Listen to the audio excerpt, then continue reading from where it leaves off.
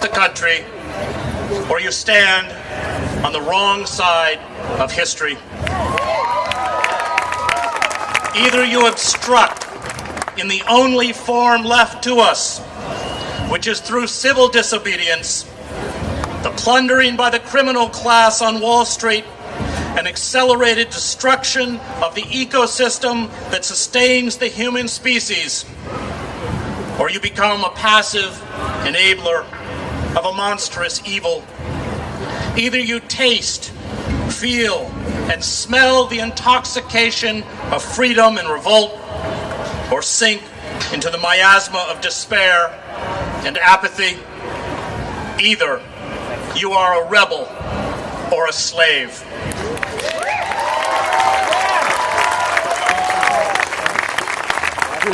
To be declared innocent in a country where the rule of law means nothing, where we have undergone a corporate coup, where the poor and working men and women are reduced to joblessness and hunger, where war, financial speculation, and internal surveillance are the only real business of the state, where even habeas corpus no longer exists, where you as a citizen are nothing more than a commodity to corporate systems of power, one to be used and discarded, is to be complicit in this radical evil.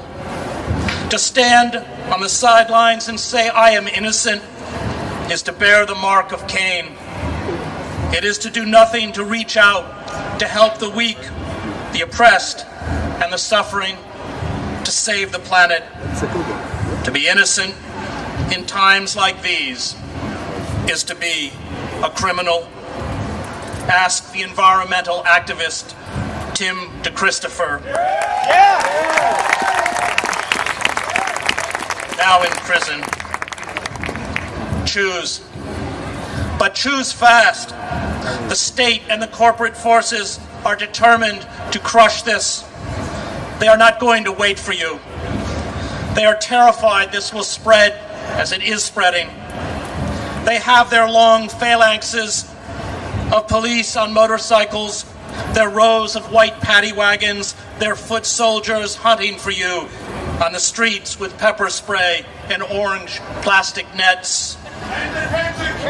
They have their metal barricades set up on every single street leading into the financial district in New York, where the mandarins in Brooks Brothers suits use your money they stole from you, to gamble and speculate and gorge themselves, while 1 in 4 children outside those barricades depend on food stamps to eat. Speculation in the 17th century was a crime. Speculators were hanged. Today they run the state and financial markets. They disseminate the lies that pollute our airwaves.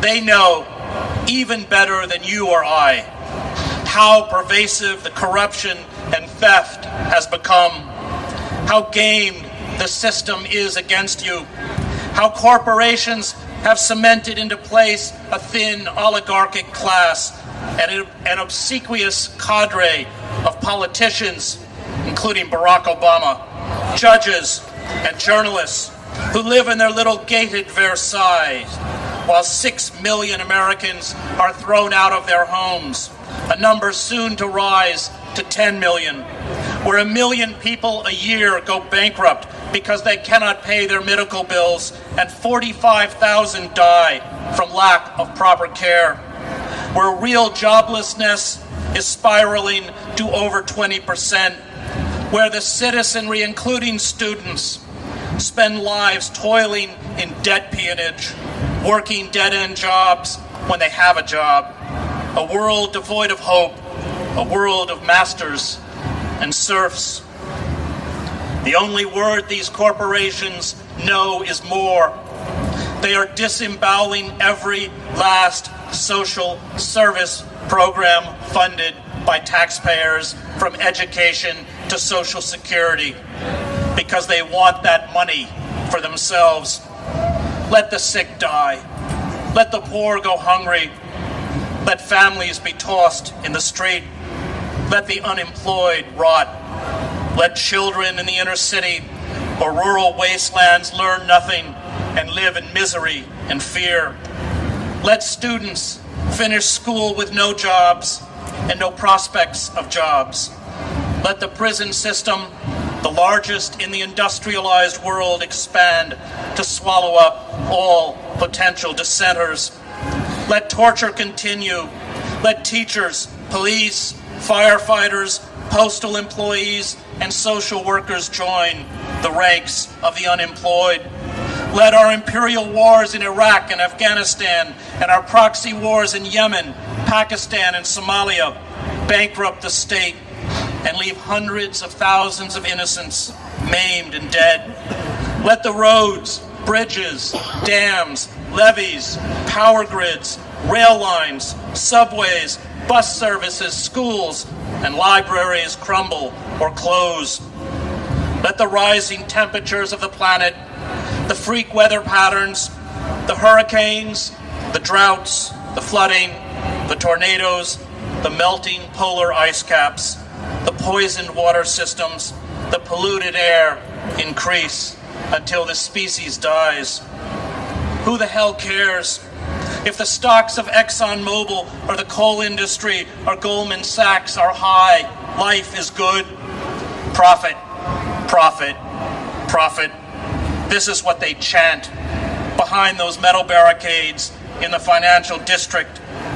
They have their fangs deep into your necks, and if you do not shake them off very, very soon, they will kill you, and they will kill the ecosystem, dooming your children and your children's children. And they are too stupid and too blind to see that they will perish with the rest of us. So either you rise up and supplant them, either you dismantle the corporate state for a world of sanity, a world where we no longer kneel before the absurd idea that the demands of financial markets should govern human behavior, or watch as we are frog-marched towards self-annihilation. Those on the streets around Wall Street and here tonight are the physical embodiment of hope. You know that hope has a cost, that it is not easy or comfortable, that it requires self-sacrifice and discomfort, and finally faith. And those who hope sleep on cement every night, and their clothes are soiled, and they have eaten more bagels and peanut butter than they ever thought possible, and they have tasted fear, been beaten, gone to jail, been blinded by pepper spray, cried, hugged each other, laughed, sung, talked too long in general assemblies, seen their chants drift upwards to the office towers above them, and wondered if it is worth it, if anyone cares, if they will win. But as long as we remain steadfast, we can see our way out of the corporate labyrinth. This is what it means to be alive. And you tonight, and those in New York, and Philadelphia, and Los Angeles, and Boston, and dozens of other cities across this country are the best among us. Yeah! Woo!